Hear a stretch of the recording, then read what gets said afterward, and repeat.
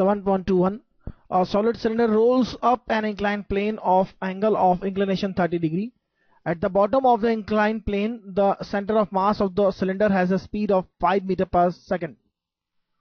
How far will the cylinder go up the plane? 5 metre पर second है यहाँ पर. How far will the cylinder go up the plane? तो आप देखिए यह इस तरह से फाइंड किया जा सकता है. यह how far से मतलब है यहां पर आपको देखना है यह कितना जाएगा. हाइट हम h अज्यूम करेंगे, हाइट नहीं पूछी जा रही है. हाउ फार यहां से कितना जाएगा अप द प्लेन, क्योंकि प्लेन की लेंथ तो काफी कुछ हो सकती है और यह एंगल 30 डिग्री है.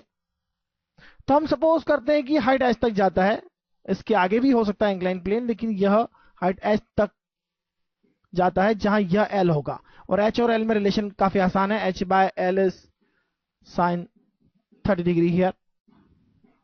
तो l फाइंड करना है, हम h फाइंड कर सकते हैं क्योंकि mgh change in gravitational potential energy will be simply equal to kinetic energy of the cylinder at the bottom. Bottom पे जो kinetic energy है वह यहां तक आते आते gravitational potential energy में कन्वर्ट हो जाएगा mgh में. तो mgh को हम यहां पर kinetic energy के इक्वेट लिख सकते हैं. यहां पर kinetic energy है half mv square plus half i omega square, that is the sum of rotational plus translational kinetic energy. और I की वैल्यू क्या लिख सकते हैं हम? सॉलिड सिलेंडर के केस में I होता है हाफ m r स्क्वायर और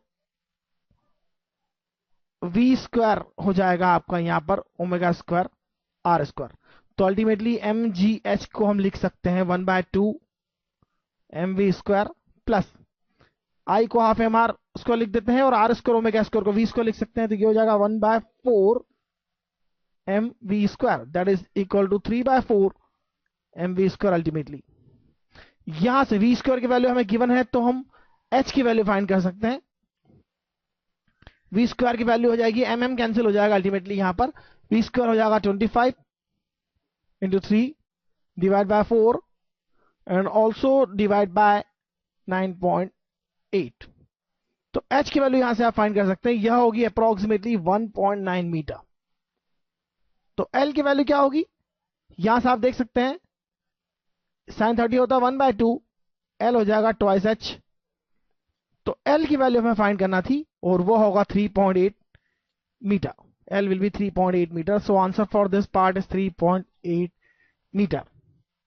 सेकंड पार्ट का आंसर देखते हैं. How long will it take to return to the bottom?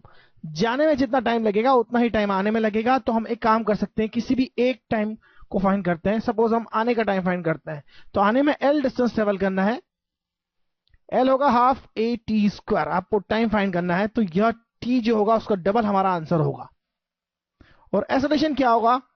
Down the plane acceleration क्या होता है? इंक्लाइन प्लेन पर रोटेशन के वक्त सेंटर ऑफ मास का जो एक्सेलरेशन होता है वो होता है g sin theta upon 1 plus k square upon r square. k square upon r square solid cylinder के लिए 1/2 होगा. और इस केस में हम कैलकुलेट करें तो ये हो जाएगा g that is 9.8 sin theta is that is 1/2 because theta is 30 degree. sin 30 is 1/2. 1 plus k square upon r square हो जाएगा 1/2. तो यह हो जाएगा अल्टीमेटली 9.8 डिवाइडेड बाय 3. यह हो जाएगा 3/2. 1/2 कैंसिल हो जाएगा. 9.8 डिवाइड बाय 3.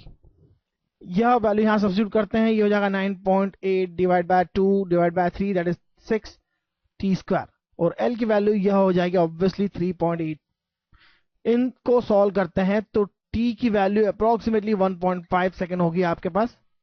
कैलकुलेशंस मैं नहीं कर पा रहा हूं यहां पर आपके लिए क्योंकि इतनी सारी कैलकुलेशंस बार बार दिखाना पॉसिबल नहीं है. 1.5 सेकंड होगा और इसका डबल 1.5 का डबल हो जाएगा 3 सेकंड.